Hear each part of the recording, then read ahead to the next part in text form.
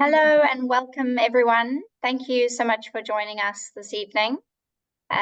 This is the second webinar that we are running, which is an introduction to Pearson and talking through our student-centered British international education. So thank you for your time this evening. I will be talking through some information for about 30 minutes, after which we will have some time for questions. Please use the Q&A box to post your questions in as I go through the slides, and we'll have a chance to talk through them in the second half of the hour. Please also just keep yourselves on mute, just to avoid any kind of interference as we go along. But thank you again. I am Christine Evans. I'm Head of Business Development for Pearson's International Schools across Sub-Saharan Africa, based here in Cape Town, and I'm really pleased to have you joining us today.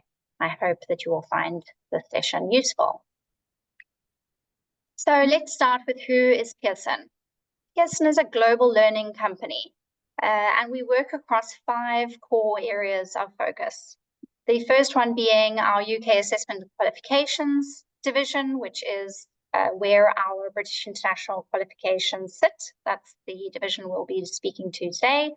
We also have a Workforce Skills division, which is where our BTEC qualifications sit, and that really focuses on skills development and career-focused education in a school and post-school level. We have a Virtual Education division, Higher Education Publishing, which many of you will be aware of, and then English Language Learning and Assessment, which relates to things like the Pearson Test of English, which is incredibly popular around the world for visa purposes and progression to higher education. So let's move on.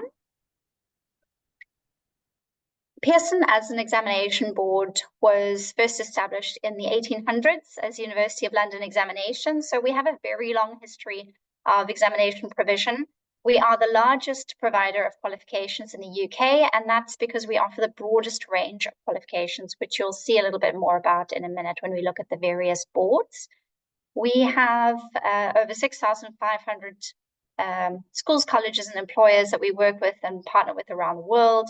We mark over 10 million exam scripts in the UK every year, and we operate across over 100 countries. So really a broad scope and a long history.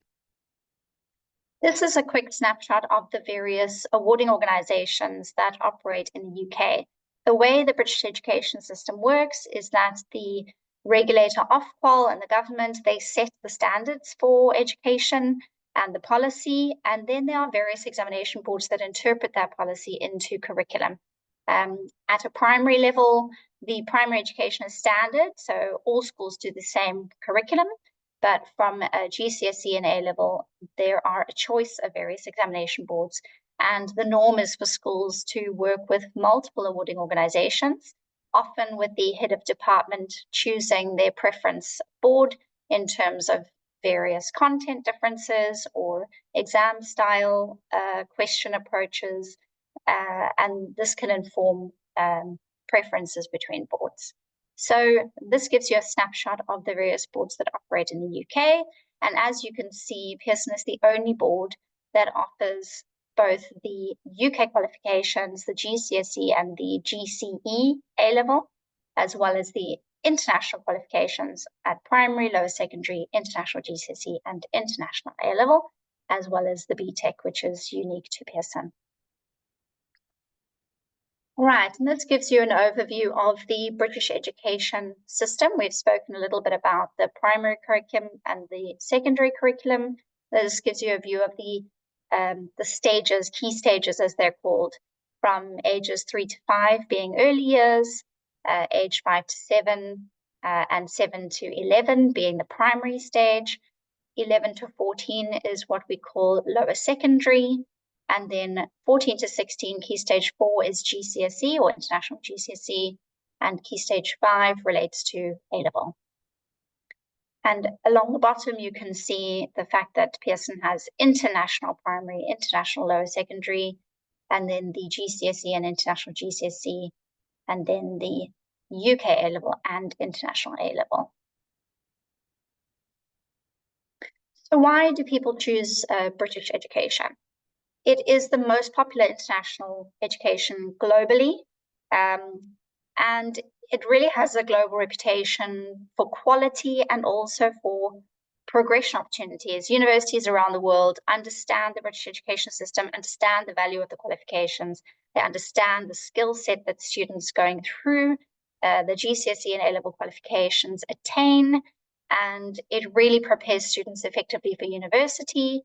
And with our qualifications as well, because we have the experience across qualifications like BTEC, and we're very involved in skills development as well, we are very conscious of incorporating what we call transferable skills into our qualifications, which really are sometimes called soft skills, things like communication, teamwork, critical thinking, all of these behaviors that are really crucial for students to apply their knowledge effectively once they go not only to university, but into the world of work. So this is a really key theme for us as well, and it really strengthens the value of the qualifications beyond what universities might already understand about British education. Okay, so this is the suite of Pearson's international qualifications. We call it the iProgress suite. And let's just have a quick look at each of those stages. So we have just recently launched our early years program. We are really excited to add this to our suite of qualifications. This is for students aged 3 to 5 years old, and we focus on maths, English, and the world around us. So the world around us is really about exploratory learning and developing questioning, investigation, and problem-solving skills, as well as social emotional development. So those transferable skills and those behaviors start right from the early stages of that curriculum. And it gives a really strong preparation for the primary phase. So through iPrimary and iLower Secondary, which we also call IPLS, running from 5 years to 14 years, we have a pedagogical approach that focuses on active learning, formative assessment, and critical thinking. So again, a big focus on building those skills and thinking skills and self-reflection skills and self-awareness that will continue developing through their educational journey as they progress to higher level qualifications. And the subjects that we cover in iPrimary and iLower Secondary are English, maths, science, computing, and global citizenship. Global citizenship really exposes students to the big questions in the world, global warming and these different issues that the youth of today are increasingly interested in. And it helps teachers to facilitate discussions around these really important issues and getting students interested and involved and able to have constructive discussion and debate around these topics from early on, and also to have an awareness of environments beyond their own. And so those are our core subject areas. And we have external assessments. We call them achievement tests, one at the end of primary and one at the end of lower secondary, which helps students to benchmark those core skills against the international standards. And then we also have a framework for supporting schools to have an international standard or an international approach to the subjects that you see at the bottom of the slide, which is art, music, PE, geography, history, and design and technology. These are subjects that really need to be more tailored to the student's immediate environment, need to have examples that are very relatable, and they're less universal in nature. And so we provide a framework for development, for delivery, but we don't assess those subjects. So let's move on to international GCSE. Many of you on the call will already have some knowledge of qualification, I'm expecting, but it is a secondary qualification for students aged 14 to 16 years old. Usually students would take between 8 and 10 subjects, but that varies dramatically by country and by the progression criteria required. So locally in South Africa, students might only take 5 or 6 international GCSE subjects. It really depends where they plan to go, how many A-levels they plan to take, and it should be very much informed by your progression objectives. We have 37 different subjects available at International GCSE, and each subject is 120 guided learning hours. So that is teacher or tutor time, and excludes the time that students learn independently. And this really starts to provide students with the skills and knowledge that they need to progress onto the A-level qualification, and starts to give them a really good foundation in the academic content of their subject choices. Schools that work with us to deliver the International GCSE qualification get the following support from Pearson. So we provide a subject specification document that details the learning outcomes, the topics, the way that the subject is being assessed. We provide getting started guides, teacher course planners, schemes of work, lesson plans, and then we also have student books, and for International GCSE, the really incredible teaching hubs that have been launched, which we'll have a little bit of a look at later. And then on the assessment side of things, we have exemplar materials, examiner reports, past papers, and then tools like Exam Wizard and Results Plus, which again, I will give you more detail on as we move through the slide. So going on to International A-Level. A-Level is a globally recognized and understood qualification by universities and employers around the world. A very rigorous qualification, and it requires students to take quite a deep dive into a relatively small range of subjects. So really getting to grips with deep knowledge of their subject areas. Generally, students are 16 to 18 years old during the course of this qualification, and normally students would take 3 A-levels. Again, in South or Southern Africa, students might only require an AS level to progress to university, which is the first year of the 2-year A-level qualification. And we have 21 subjects available in our International A-level qualification. Something just to mention is that our International A-level sciences are assessed via written examination based on development of practical skills during the course. So there is no practical examination required for our International A-level sciences. We also have the extended project qualification. So this is a suite of qualifications that are unique to the UK curriculum, and it gives students an opportunity to achieve an additional qualification that strengthens their university applications, gives them a more holistic set of skills, and they have an opportunity to choose a topic of interest and carry out self-directed learning to produce a dissertation, field study, and an artifact or performance. And we have 2 new pathway options that we support, which are artificial intelligence and sustainability and climate change. So if you've got students that can do a little bit of a stretch beyond the standard requirements, then this is a really exciting additional opportunity for students to showcase their skills and also explore an area of interest. So how are we leading the way in assessment innovation? Pearson has over 20 years experience in the online or virtual schools space. We have a school in the US called Connections Academy, which is incredibly experienced, incredibly successful, and supports, works with different states around the US to support students who, for whatever reason, the traditional brick and mortar school environment is not appropriate for them. And so Pearson has really been able to leverage the expertise and experience from the team that work in Connections Academy to understand how to better serve virtual schools that are emerging, especially out of South Africa. There's one of the fastest growing markets for virtual schools around the world, which is really exciting. So Pearson is very well placed to support those schools to deliver quality education online. We've also been the first to launch on-screen assessment for international GCSEs, which is incredibly exciting.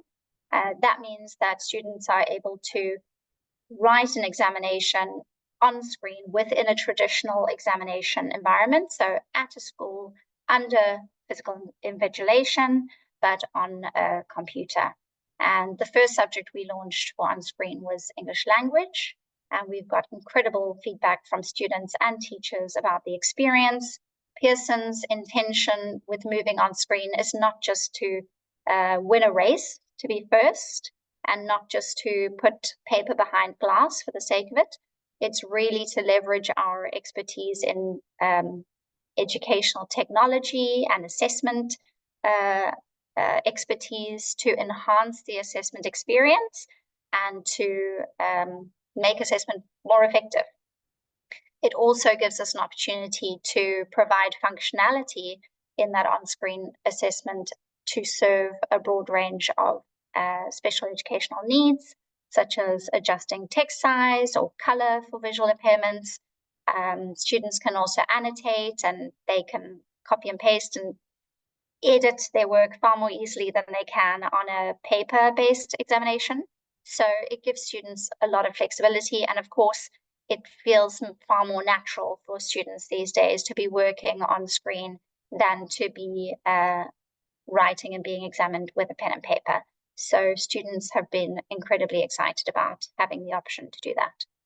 We are also the first board to offer a remote invigilation service. So this is still in pilot phase.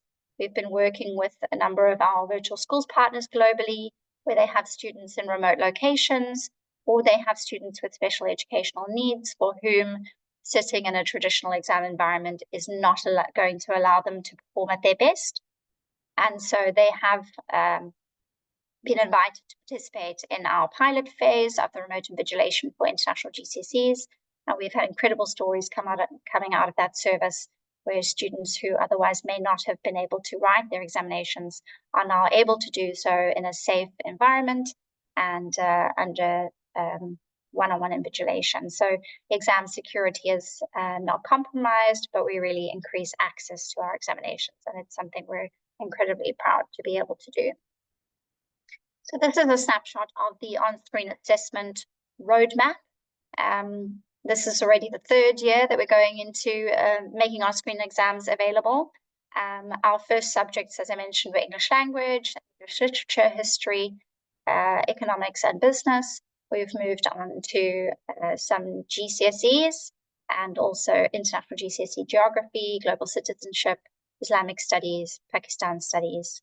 And then for 2026, first assessment on screen will be for international A-level and international A-level economics and business and history as well. So a lot of work going on in this space, but again, very much releasing subjects when they are at a stage of really enhancing the experience of that examination. So there are a few subjects that you'll see are not appearing there yet, and that's because maybe we're still working on ensuring that that experience is the best it can possibly be. Okay, so what makes Edexcel more student-centric?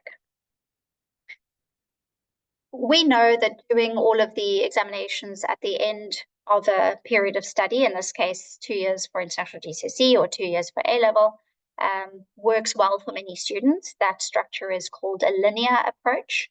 But we also know that spreading out exam pressure works better for others, and that is called a modular approach.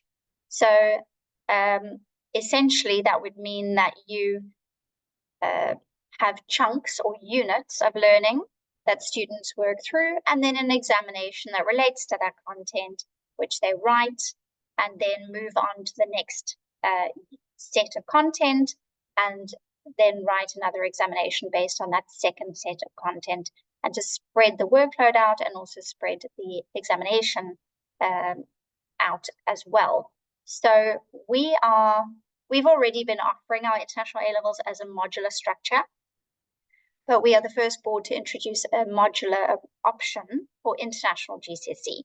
So we will retain the linear approach. It remains exactly as it is, but the modular route breaks the journey into units with an exam at the end of each unit. And whichever route a school offers to take or a student takes, the teaching time is the same, and the examination preparation time is the same, but it really gives far more flexibility to cater to your specific student needs and support them to perform at their best. So let's have a few a look at a few of the benefits of the modular approach. For students, it reduces the mental load and stress by allowing them to focus on 1 year of content at a time and spreading out their examinations over 2 years.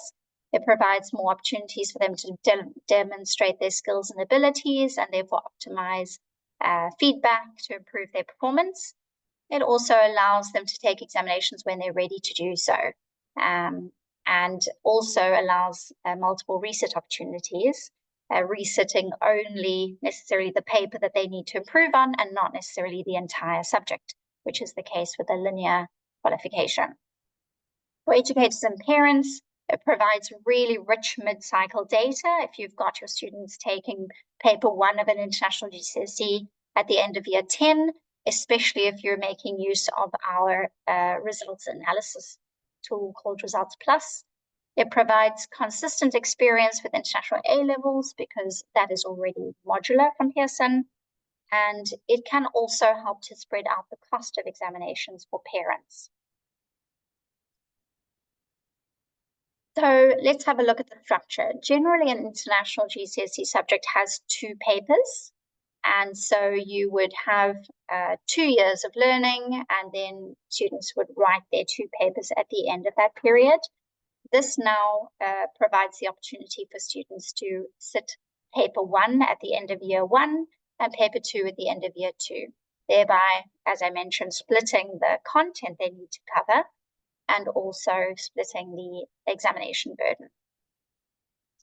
And so you'll see the list of the international GCSE subjects that we have now made available as modular options: English, history, geography, religious studies, commerce, accounting, economics, and then maths A, biology, chemistry, physics, and science double award. So quite a broad range of subjects that we now have available as a modular option. The schemes of work and specifications have been updated to show the split in content between year 1 and year 2, and obviously ensure that the paper 1 aligns to the year 1 content and paper 2 to the year 2 content. So there are 2 different subject specifications that you will see on our website for these subjects when you go to our subject pages. It's important to understand that both will remain because both are still available for schools to choose from. However, it really does make sense, even if you want to deliver in a linear way, to make use of the modular unit examinations, because that means that if your student wants to rewrite, or they want to improve their subject grade, as I mentioned, they would only need to resit the 1 paper that needs to be improved. They would not need to resit both papers. So that is a big benefit of the modular approach, even if you are continuing to teach in a linear way. And as I mentioned, our international A-levels have been modular since we launched them in 2018. They were launched when the UK A-level became linear and separated from the AS qualification. So often people think of a modular A-level as being AS still contributes to A2. So AS still being the first part of the 2-year A-level qualification. But our international A-level is far more modular than that. And so each unit of the qualification has its own examination paper, and each of those papers can be spread out across a different examination series. And we have exams for international A-level in January, June, and October each year. Not all subjects or all units are available in every session. So it's really important to have a look at our international information manual on our website to check when each unit is available. But it really provides a lot of flexibility to assess students when they are ready, and also to allow students to focus on those smaller chunks of content and bank those as they go along. This was an incredibly valuable structure during the pandemic as well, because some students who had already written some of their units had evidence of achievement banked with us already that we could use to help determine their overall grade. So it was incredibly valuable during that time, and it also has a host of other benefits, which is why we're seeing increased demand for modular qualifications and why we have extended this to being an option at international GCSE as well. So are modular qualifications accepted? Yes, the certification does not distinguish between a linear and a modular qualification. And in South Africa, USAF see the first paper as being an internal assessment if there is no certification. So in South Africa, USAF has a 2-sitting rule. It limits the number of examination series that a student can use to achieve their qualification. And so this is just to let you know and reassure you that by writing a paper earlier in your course, it does not kickstart that 2-sitting rule clock. That clock only starts at the first point of certification. So it is possible to use a modular approach and not worry about extending that 2-sitting series.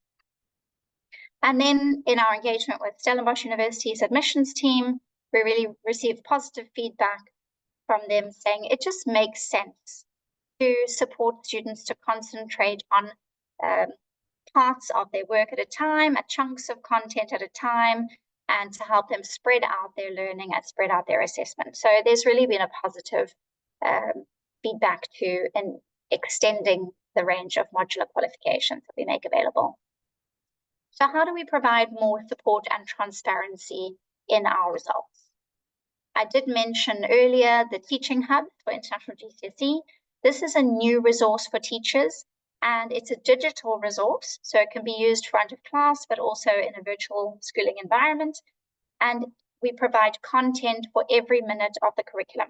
So there is no need for a teacher to go looking for content, to developing lessons, to spending hours planning.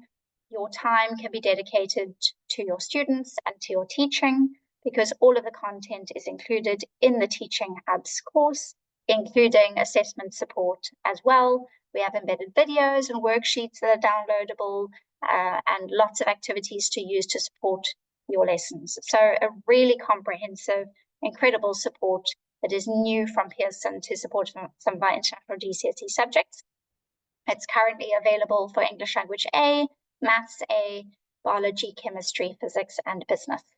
And so please, if you are teaching these subjects or interested in starting to deliver our curriculum, this is a really fantastic support, especially if you're new to teaching international GCSE or Pearson's international GCSEs. We also have the broadest range of subject advisors. So this is an incredible team of subject experts, and they are available on social media. They publish newsletters, and they are directly available from teachers to answer subject-specific questions. They also share the latest news in their subject area and often run subject-facing events, but they are directly accessible by teachers. So a really fantastic team of experts that are available to support teachers that are delivering our qualifications. And I've just mentioned the social media platforms that you can find them on, Facebook and LinkedIn. We have our pages called Pearson UK and International Schools. So please go onto those platforms and follow us. And you'll also find each of these subject advisors with their own pages posting news and updates and interesting events coming up. Exam Wizard. So this is a tool that is freely available to all of our approved Edexcel centers, and it allows you to access past questions as items, question items, and adapt them to what you are needing. So you can build your own assessments, whether it's on a particular topic, from a particular year or a particular area of the curriculum. You can adapt that to what you need for your class using real past paper questions. So a very, very helpful tool that teachers find incredibly useful to support assessment and examination preparation. We offer training to teachers, getting ready to teach training, and also examiner feedback sessions. So a lot of support from our training team for teachers that are delivering our curriculum. And we also have general pedagogical training available through our PD Academy, which you can find through our International Schools website. And we also have new training being developed all the time, one of the latest being Mark-like and examiner training, where we've taken the training that we use to train our examiners, and we have adapted that to teachers to help you understand how to prepare students for the style of questioning in the examinations and what our markers are looking for when they mark examinations. So that will really help to build confidence, especially in your mock examination process.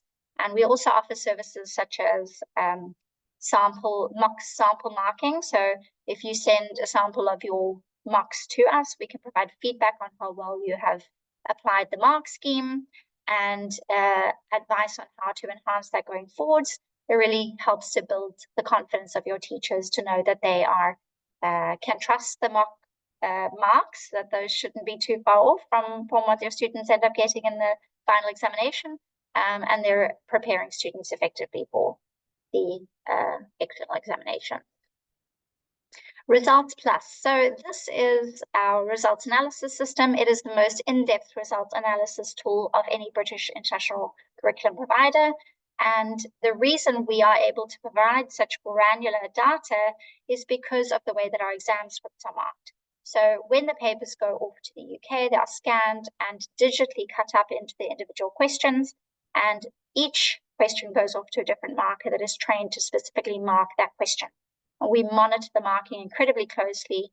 We have incredibly reliable and rigorous technology that we use called ePen, and we are often amongst the boards that have the fewest number of results issues or grade changes, ultimately because of the efficacy and accuracy of that system. So that's something we are very proud of. And what it means is that when all of that data comes back together, we can provide you with a view of your students' performance at question level compared to a cohort that you create within your school, or compared to every other student around the world that took that examination.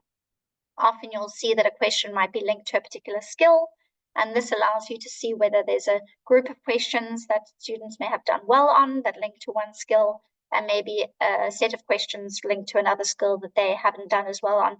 So it really informs any kind of intervention for a resit. But if there's a school with teachers, with more than one teacher for a subject, you can also compare performance across classes linked to particular skill areas, and then that can help to inform your professional development and knowledge sharing within your teaching team as well. So this is an incredibly valuable tool, and one that provides a lot of insight. And this is why also, if your students are taking a modular approach to the international GCSE, you would then get a really in-depth view of their performance at the end of year 10 on paper 1 to help understand whether they are operating at the right standard or maybe need to do a little bit more work to be ready for that final assessment at the end of year 2. And so this has been a really, really fantastic tool, and it's freely available to all of our partner Edexcel centers. We are also, we're the first examination board to offer free access to scripts.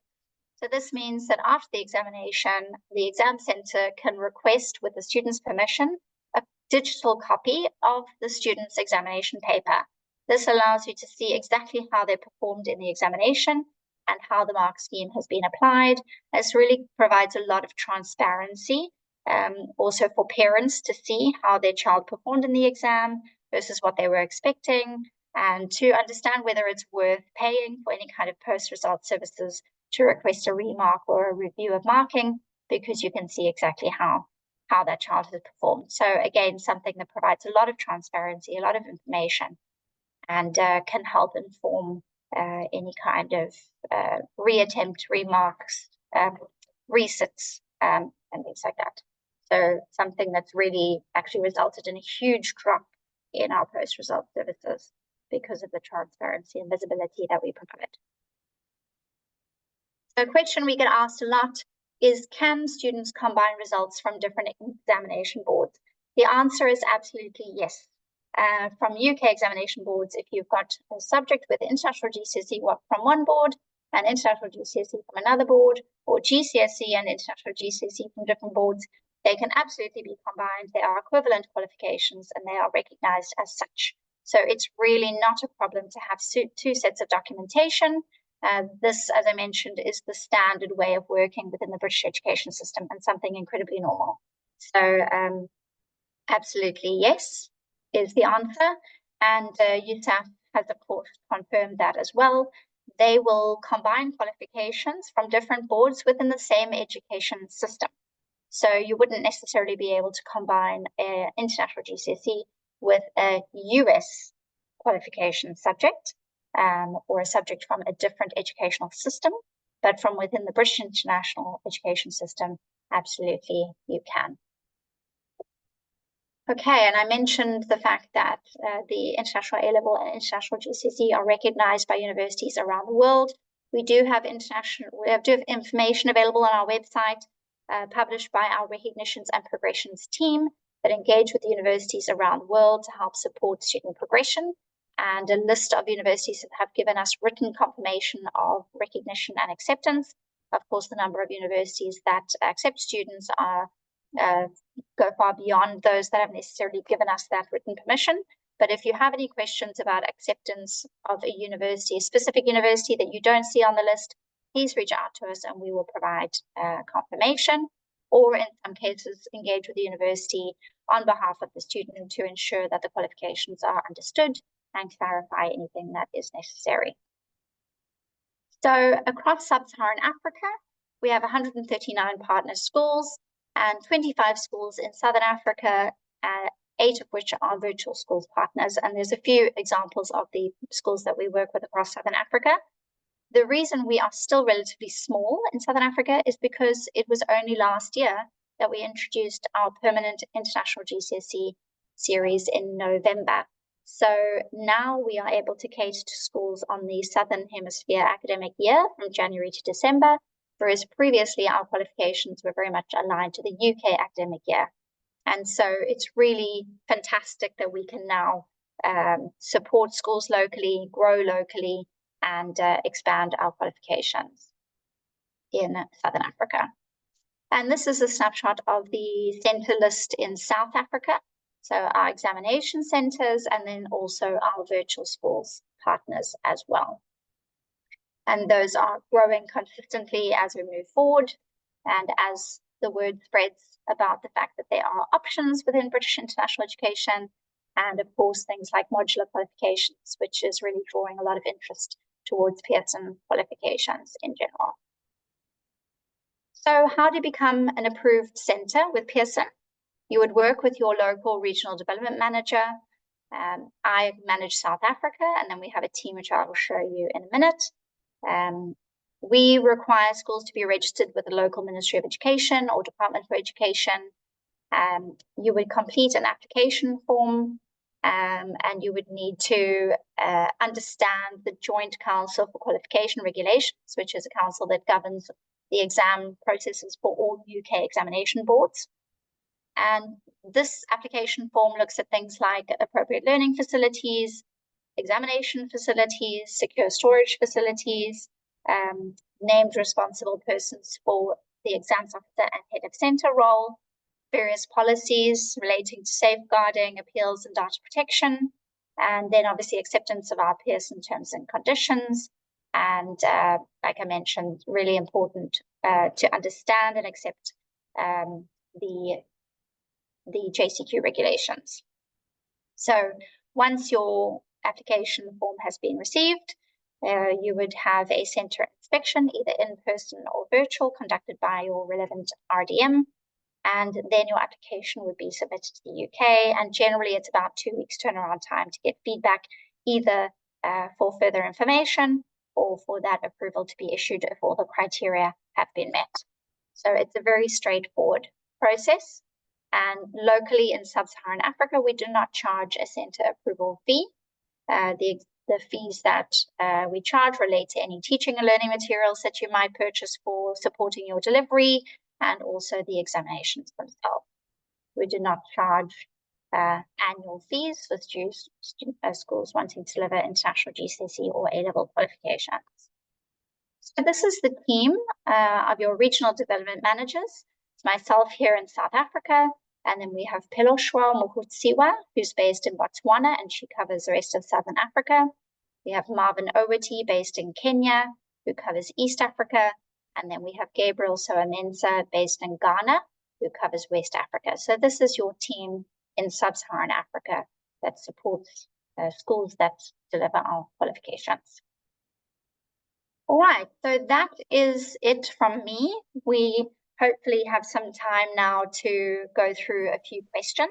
So I'm going to ask my colleague Ilaria to please assist me by having a look at the Q&A and just letting me know what questions may have come up. Thank you, Christine. We had a couple of questions in chat. Alette is asking whether Pearson Edexcel is available for private candidates.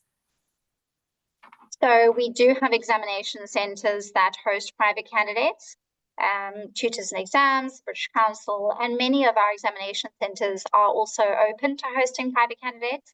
So our international GCSE and A-level specifications and subject guides and a lot of the support material is freely available and publicly available on our website. So you can, as a homeschooler, go and access that information and follow our curriculum. You could also purchase our textbooks to support you with that process. But as a homeschooler, without being part of a formal schooling environment, you wouldn't necessarily have access to things like the Exam Wizard, the Results Plus, and some of those support tools, the teacher training. Those kinds of things are needed. They are only accessible by approved Pearson Edexcel examination centres and schools. Thank you. We got more questions coming in chat. John is asking, do you charge subscription fees? And also whether the slides will be shared. I can answer the question about the slides. The slide will be shared. The webinar is being recorded, and we will share a recording with you in the next couple of days, possibly early next week. And we can share the slides. I think, Christine, we can post it on our website, and so that they are available there. So the question from John was, do you charge subscription fees? It's difficult to know what the question relates to. In terms of curriculum, we don't charge an annual approval fee, and we don't charge any annual fee for schools that are delivering our GCSE, international GCSE, or A-level or international A-level qualifications. If schools choose to deliver our early years, I-primary or I-lower secondary curriculum, then there is an annual subscription fee because we provide a huge amount of teachers' support through that subscription, which includes the professional development component every year. So there is an annual fee in relation to the early years through to lower secondary curriculum, but not for GCSE and A-level. And we would have subscriptions for our digital teaching and learning materials. That's also where a subscription might come in. Alison is asking where you can buy Pearson's textbooks from in South Africa. So there are a number of different bookstores that have an account with us. Stores need to buy books from the UK. So Pearson South Africa, which previously produced textbooks for the local CAPS curriculum and also provided our international textbooks, is now Massey Miller Learning, no longer part of Pearson. So any schools or bookstores that want to purchase our products are doing so directly from Pearson in the UK. And there's a number of bookstores that do that. A few of them are Wise Books, Caxton, Mallory International, and we are working with a few partners to start stocking some of our books locally, which will increase the access to those textbooks, the hard copy textbooks, because currently it does take a few weeks to bring those products into the country. But you're welcome to reach out to us and get a list of the bookstores that do have accounts with Pearson, and we can share those with you so you can reach out to them to request quotes. There's some questions about BTEC in chat. I shared the link to our BTEC page where you can find more information. There is a question from Portia who's saying, I'm in South Africa and would like to know, what does it take for one to be your tutor centre? So we generally work with schools, not necessarily tutor centres. As I mentioned, you can access the curriculum, but we require schools to be registered as schools with the DBE in order to approve them as Pearson Edexcel examination centers or partner schools. But that doesn't stop you from delivering the curriculum, and you can reach out to the centers that support private candidates in homeschooling and organizations such as Tutored Exams to understand how they may be able to support you with delivery. They are also working with us to provide Teaching Hub access to private tutors. So that's something that you can contact them about to find out more.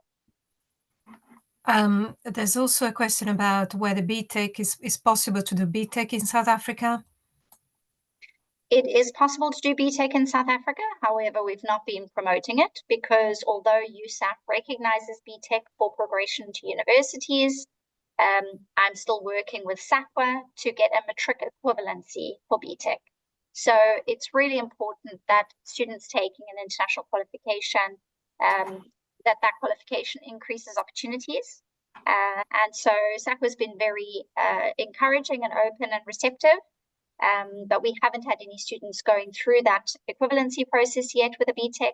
And so that is still a work in progress. So we've not been promoting the qualification, but once SAQA has issued the criteria for the matric equivalent for BTEC, then it will make the BTEC, I think, an attractive option for schools and students in South Africa. Thank you, Christine. And thank you, Pello, for alerting me that there are more questions in the Q&A. So in the Q&A, we have a question from Jenny that's asking, for Results Plus, is this available for early years and primary or just international GCSE and above? We don't have an external achievement test for early years, but it is available for iPrimary and lower secondary, yes. And then more questions in the Q&A chat. Is Pearson's content exactly the same as Cambridge? So the answer is no, but the degree to which it differs will vary by subject. So it's really important just to have a look at the subject specifications online, compare that to what you're seeing with Cambridge, if that's what you've been using, and you'll quite quickly see where there are differences and variance in content versus what you are used to or another curriculum that you're using. But each subject will have a different degree of change in content between between other boards, basically. So you can look at those subject specifications on our subject pages online. And obviously, please reach out to us if you've got any questions about the subject specifically, or you could reach out to one of the subject advisors as well. Thank you, Christine. And something just to, sorry, Ilaria, just to add, sure. We do have some mapping documents available to support schools and teachers to understand where the differences lie. So that is also some support that we provide for schools that may be switching across from one board to us to help them focus on where the changes may be to adapt their courses. There is another question in the Q&A chat from an anonymous attendee. Is it easier to do well in International GCSE and AS Art and Design in Pearson compared to Cambridge? The qualifications are equivalent, so no board's qualifications are easier than the other. I think every year after every exam series, there's a debate between students about what's easier and what's more difficult, and it swaps every year. So that's a very subjective question. The standards are the same, the qualification, the rigor is the same. But the approach to assessment would be different.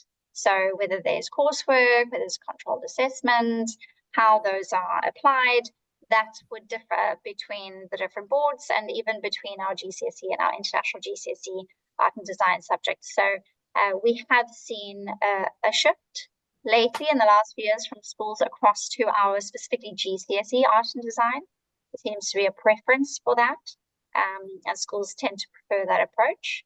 But as I mentioned, there won't be any one that's easier than the other. You come out with the same degree of qualification, but it seems to be a friendlier and more preferred approach to assessment. I'm going back to Portia and the questions about what does it take to be a tutor centre, to become a tutor centre. Because Portia says, thank you for answering my question, but I mean the private tutor services to support students after school. Yeah, so the same answer would apply. If you're a private tutor, it would be good to link up with an organization like Tutors and Exams and inquire from them what support they may be able to give you, because Pearson we don't have the capacity to support private tutors directly. We generally work through schools or we work through examination services providers. So you can access the curriculum, the specifications and the support materials on our website, qualifications.pearson.com. And then you would work with a center that hosts private candidates to support your students and inquire with them what kind of support they can provide in terms of information about our qualifications, updates, and guidance on where to find past papers and preparation materials as well. There is another message about, sorry, just need to go back to up. Albert is asking, do you have a Pearson Centre in Uganda? Yes, we have a number of Pearson centres in Uganda. I can't confirm them off the top of my head, but I think the best bet would be to reach out to Marvin Owiti, and he will be able to give you the details of our partner schools in Uganda. So let me see. I was going to go back to my team slide, but we can just put his email address in the chat, I think, and then you can reach out to him directly. And then there are other questions from Albert in the Q&A box about Pearson Edexcel primary or iPrimary. I shared the link to our iPrimary qualification page in chat. Albert is also asking, what's the new grading scale for Pearson Primary? We don't have a new grading scale for Pearson Primary. The grading scale at primary is based on a pass and a merit, I think. You've caught me on the block. Pelo's on the line. Maybe Pelo can jump in and talk a little bit more about the grading at primary and lower secondary, if I can put you on the spot there.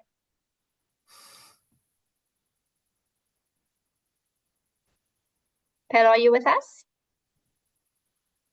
Hi, Christine. Yes, I'm here. Yeah, so the grading is based on a pass P1, P2, P3. I think we can share that grading system with them via a link that I'll post just now. I'll look for it and post it just now. Yeah, and it's also available. It's also available on all the specifications on our website. So on the specification, there is where it shows assessment and how grading is done. Thank you, Pelo. So that grading structure, it's been the same since we launched our iPrimary and our lower secondary curriculum. There's been no change there. So as Pelo said, you can, we'll pop a link in the chat and you can go through and have a look at how that is structured. Something to mention that I didn't flag during the session is the fact that our international GCSEs, just as the UK GCSE is, graded from 9 to 1.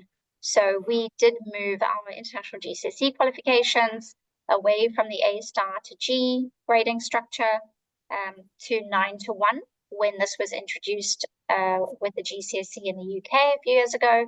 And that is the bottom of a 4 is linked to the bottom of a C grade, and the bottom of the 7 is linked to an A grade, and the grade 9 is actually a new grade. So grade 9 represents only the top performing students that would achieve an A star. So it really gives students performing at the top level a great opportunity to showcase that result, that excellent result with a grade 9. and gives a very competitive results for university. And it also gives a bit more granular performance at the lower end of the scale than the A star to G grading structure does. So there is a change there at our international GCSE between A star to G and the 9-to-1 grading. Thank you. There is a new question from Jobo in chat. One second. I just need to find it. How do you intervene if the Ministry of Education does not recognize the international Pearson curriculum in one's own country, yet the registration procedures were followed? So, as I mentioned, we have a recognition and progression team, and the regional team work with that team and work with the ministries of education in various countries to request permission for our curriculum to be delivered, and to ensure that the recognition is in place.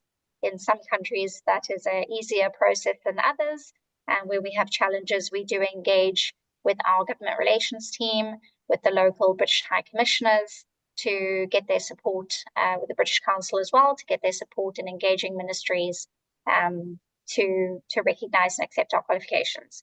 So it really does vary from country to country, and we obviously do everything that we can to support schools and to ensure that our qualifications are approved by ministries of education in the countries that we are growing into.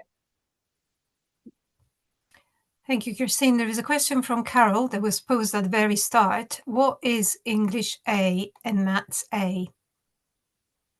So in our English and Maths specifications, we have different pathways, and it would cover different sets of content and also be assessed in a slightly different way.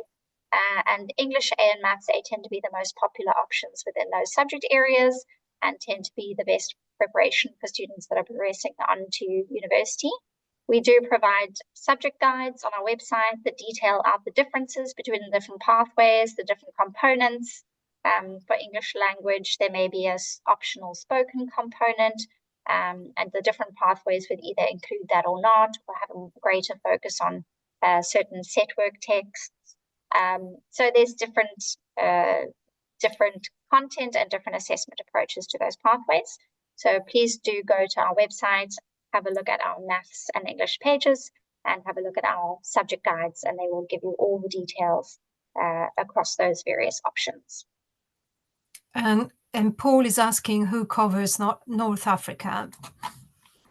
North Africa sits in a separate region, so that's not part of my region in Sub-Saharan Africa. And our colleague Moran Mansour, who is based in Egypt, manages North Africa. And I can send in chat the link to our contact page so that you'll be able to find who covers North Africa. I can't see any of the questions in chat. I just checked the Q&A 1 second. Yes, there's a couple of more questions. One is from Karen. Is the international GCSE modular approach not available in the UK? I don't think it is, no. So generally schools in the UK would take the GCSE rather than the international GCSE. I think there are some independent schools that have the option of the international GCSE. At this stage, the modular approach has been launched internationally. I don't think it's currently available within the UK. And another question in the Q&A box. Does Pearson obtain data from their centres to see how many students using the curriculum get into university? So there isn't really a way for us to capture those statistics. We tend to be reliant on the schools to share any such information with us, or to reach out to us to share success stories when we ask for case studies, or of course reach out to us if they need support with progression discussions. So we don't have a mechanism for capturing those statistics. But of course, Pearson Edexcel qualifications are offered globally around the world, and there are thousands of students going to universities, the top universities as well around the world, using our qualifications. Another question from Alison, who's asking, are there online schools that offer Pearson's courses for Southern Africa? Yes, so on the slide that I showed a little bit earlier, we had a list of our virtual schools partners. And those include Sainsburg, Cambrilearn, Teneo, Wingu, Swales, also known as Campus of Things, and Brave Generations Academy, Crimson, Katuba. I think I've covered all of them. Thank you, Christine. And I think we have exhausted the questions in chat and in the Q&A, but we did have some questions that were pre-submitted for this specific webinar. So I'm going to read out some of them. This is about modular. How does Pearson Edexcel's modular system can accommodate/assist students with learning difficulties in coursework and exams? So I think the answer to that obviously varies depending on the special educational need that the student has, and that always needs to be very much a case-by-case basis at an individual level. But the fact that it provides the ability to spread out the workload, the learning load, and also the assessment load definitely means that students that maybe struggle with exam anxiety or have particular difficulties relating to workload and exam stress may benefit from a modular approach, but it's difficult to say without understanding the exact need of the individual student. It does definitely provide more flexibility to cater for individual needs. And we have some questions about teacher support. How does Pearson support international teachers? So we do provide a lot of guidance. We provide teacher training. We provide teaching and learning materials for use in the classroom. We provide the subject advisors. We provide the exam wizard. So there's a lot of different tools and materials and expertise that we make available to teachers that are delivering our curriculum. There is another question in chat from Portia. Do you have institutions that train students or people to teach the Pearson curriculum?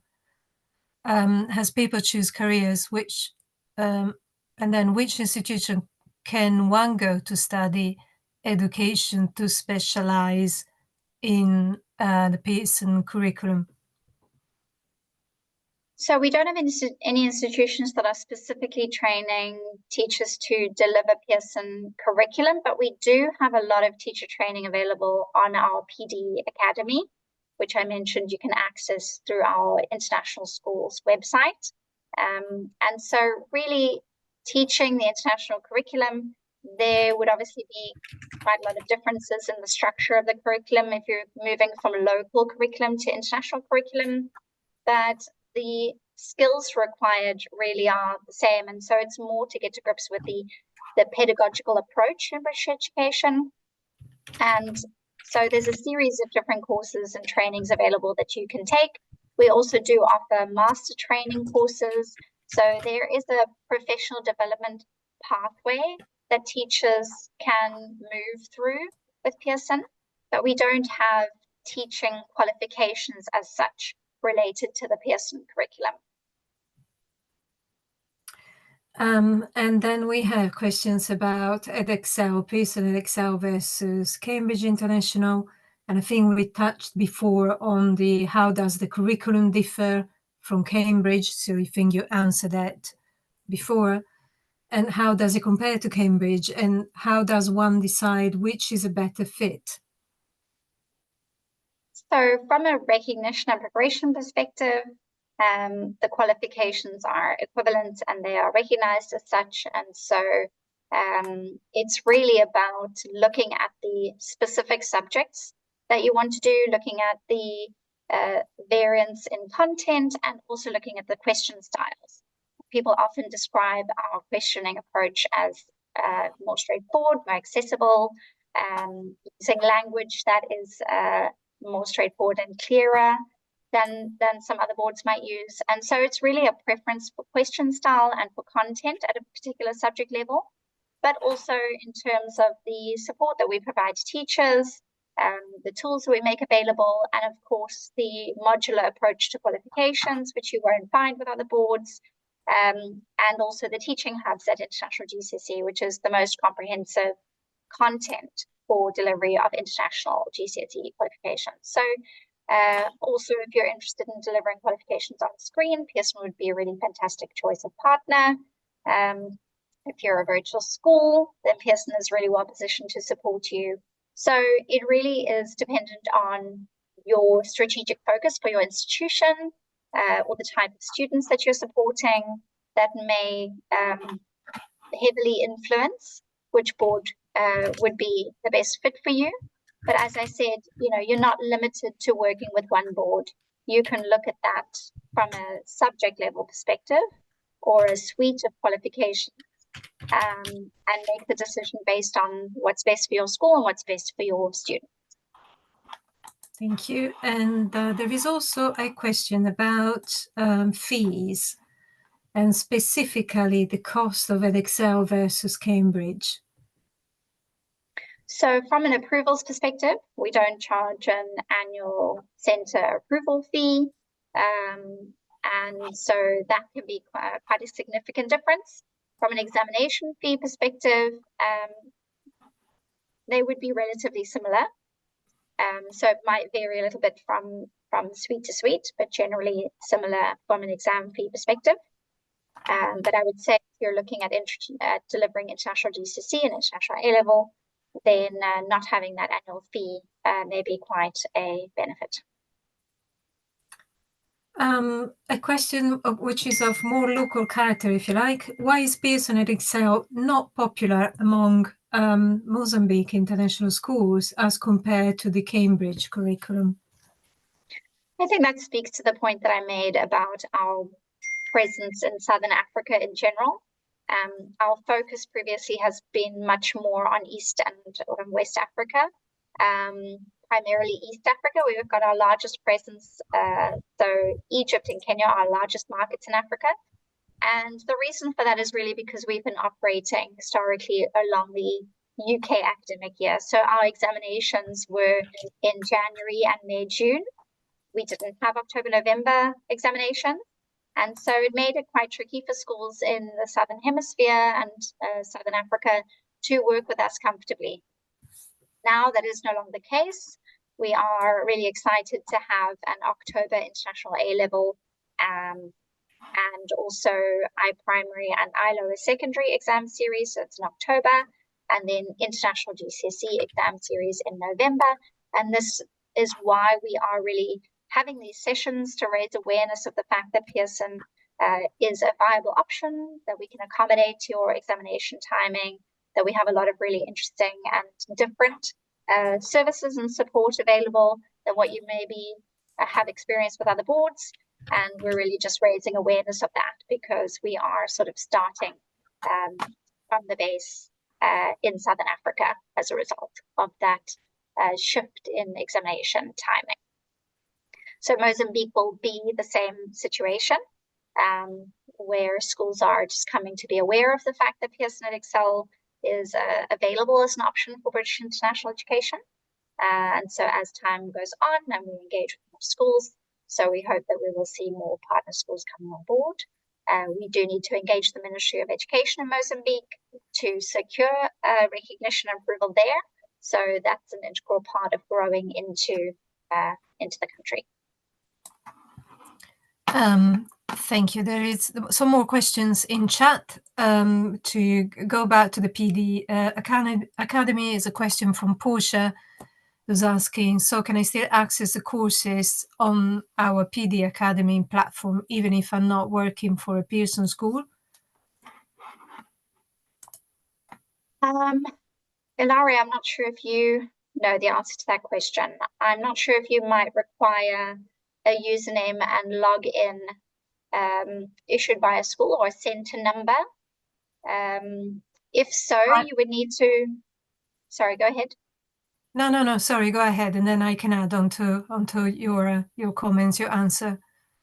Yeah, I think for most of the courses, you probably would need a center number or a login that's issued by a center. So I would, again, just suggest that you reach out to an organization like Tutors and Exams and ask whether they may be able to support you with accessing that.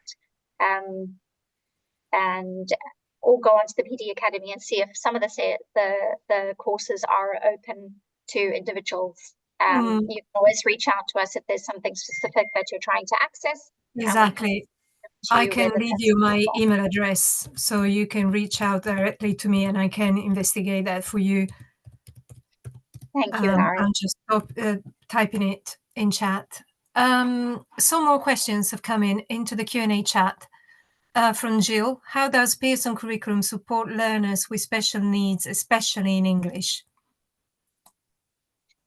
So again, it's a tricky one to answer without knowing the needs themselves, but I think something that's worth mentioning is our access arrangements for our examinations. So we have a broad range of access arrangements available to students that are taking our examination, from scribes to obviously extra time to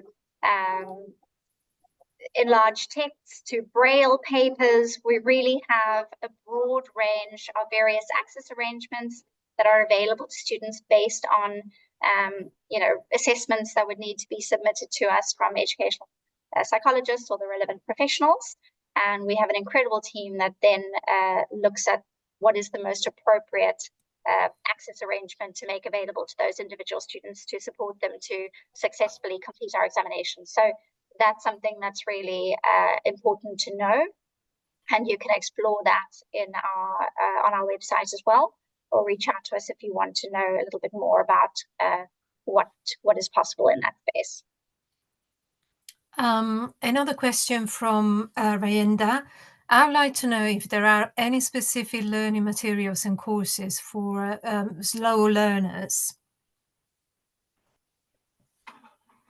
Not necessarily, but Pearson doesn't dictate the timing of your delivery. So things like your substitute sitting rule would be a constraint for examinations. But from a Pearson perspective, you could take the 2-year international GCSE and deliver it over 3 years if that's what is most appropriate for your students, and then write the examinations when they're ready to do those. So I think it's more about how you use the material and the resources available and adapt those to your specific learners. We don't necessarily produce content that's specifically designed for special educational needs or for any particular learner needs. One last question, and then I think we covered most of the topics. Is there any time limit to complete all the modules for A-level? No, so Cambridge does have a 13-month rule between AS and A2. Pearson does not have that.